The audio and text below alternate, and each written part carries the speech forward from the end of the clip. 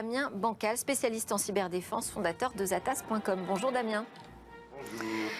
Alors, on le sait, tous les deux, mais pas que d'ailleurs, que ces fuites de données concernent tout le monde, toutes les organisations, quelle que soit leur taille et même leur importance. On a eu pas mal encore de victimes majeures cet été. Déjà, première question, on est à peu près un mois après l'attaque de l'hôpital Corbeil-Essonnes, sud de l'Île-de-France. Qu'est-ce qu'on sait aujourd'hui de ce piratage ? Alors effectivement, Delphine, ça fait un mois maintenant que cet hôpital est clairement dans les griffes de pirates informatiques. Mon blog, il y a 3 semaines, avait révélé le nom des pirates informatiques. En fait, c'est tout simple, je suis allé les contacter et je leur ai demandé est-ce que c'était eux qui avaient pris en otage ce centre hospitalier français. C'était donc bien effectivement le Blockbit, qui est malheureusement le numéro 1 de cette ambiance malveillante sur les internets. On est quand même à plus de 1200 victimes de par le monde, une 50aine de Françaises, dont ce centre hospitalier. Le plus terrible dans cette histoire, c'est qu'il y a maintenant 48 heures, ils ont décidé de faire leur phase 2, de mettre en place leur phase 2 de rançonnage. Ils ont clairement dit, voilà, vous n'avez pas souhaité nous payer les 10 millions de dollars que nous avons réclamés. Eh bien aujourd'hui, on vous en réclame juste 1 million au risque de diffuser l'intégralité des informations qu'on vous a volées. Ce qui est terrible, c'est qu'ils ont commencé à diffuser des petits échantillons, sur les internets et sur leurs blogs. Ils ont une 40aine de blogs répartis un peu partout sur la planète, donc compliqué en plus non seulement à remonter mais à faire taire. Et là ils ont clairement prévenu le 22 septembre, s'ils ne sont pas payés, et ils ne seront pas payés, eh bien ils vont diffuser l'intégralité des informations et ils annoncent, accrochez-vous bien Delphine, quasiment 1 million de données appartenant à des patients et très certainement aussi au personnel interne.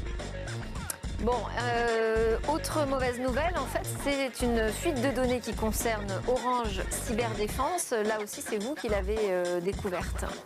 Oui, complètement. Alors là, je me suis retrouvé avec un pirate informatique qui, il y a une dizaine de jours, faisait son vantard, clairement vantait un produit qu'il proposait en échantillon gratuit, qui était une base de données comprenant un peu plus de 1500 clients d'Orange Cyberdéfense avec des noms, des prénoms, des adresses, des numéros de téléphone et les produits acquis chez ce professionnel de la cybersécurité.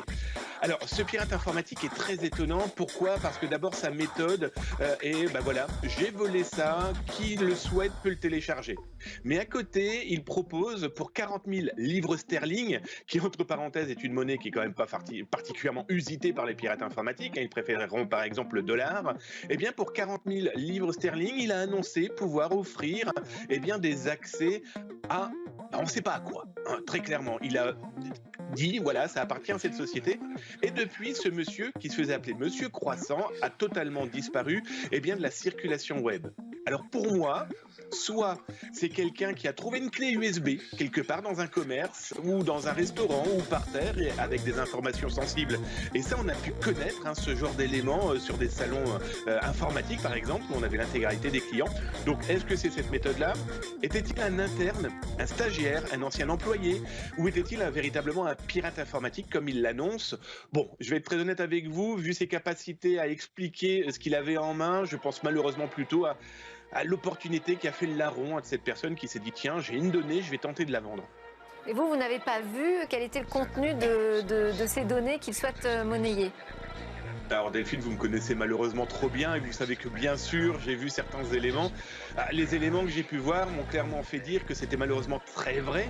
Pour la simple et bonne raison, c'est que je suis dans cette base de données pour l'une des sociétés pour qui je travaille. Donc là, je vais être très honnête avec vous, c'était compliqué de dire que cette base de données était fausse. Maintenant, pour le reste, ça peut être de la vantardise, ça peut être clairement ce qu'on appelle chez les pirates informatiques du scam. Il a essayé de piéger peut-être aussi d'autres pirates informatiques.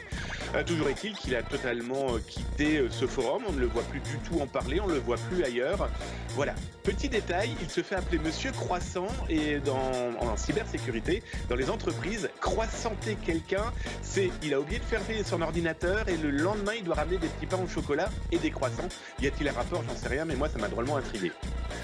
Bon, alors quand on parle quand même d'Orange Cyberdéfense, on se dit qu'ils savent de quoi il en retourne en matière de cybersécurité. Qu'est-ce qu'on peut faire pour mieux se barricader contre ces fuites de données, Damien? Clairement, hein, Orange Cyberdéfense, par exemple, a très vite prévenu ses clients, a très vite envoyé des mails pour dire voilà, on a tout pris en main. Bon, Zataz avait vu la fuite, pas eux. Donc ça, c'est ma petite vantardise à moi. Mais plus sérieusement, aujourd'hui, pour se protéger de ce genre de choses, c'est clairement former ses personnels. C'est aussi éviter d'avoir des fichiers qui peuvent traîner à droite, à gauche, parce que dans ce cas-là, par exemple, mais dans beaucoup d'autres cas que je peux rencontrer, eh bien, ce sont souvent des fichiers qui sont sur des ordinateurs, dont il n'y a pas de mot de passe, dont on n'a pas laissé un blocage comme un chiffrement, où tout le monde peut potentiellement y avoir accès. Aussi très important, rester humble face aux pirates informatiques. Je prends l'exemple de toutes ces sociétés qui se font rançonner. Négocier avec des pirates informatiques est une très mauvaise idée. Pourquoi? Parce que ça va les exciter encore plus. Leur promettre de l'argent en disant on va baisser le prix. Eh bien, allez, Damien, on va pouvoir discuter, et surtout l'assurance. Damien, oui, parce que Damien, ça c'est un vrai sujet, hein, la question de la négociation avec ceux qui réclament des rançons, mais on en fera tout un sujet dans Smartech, je vous le promets. Merci beaucoup Damien Banca, spécialiste cyberdéfense, fondateur de Zataz.com pour vos alertes cyber dans Smartech.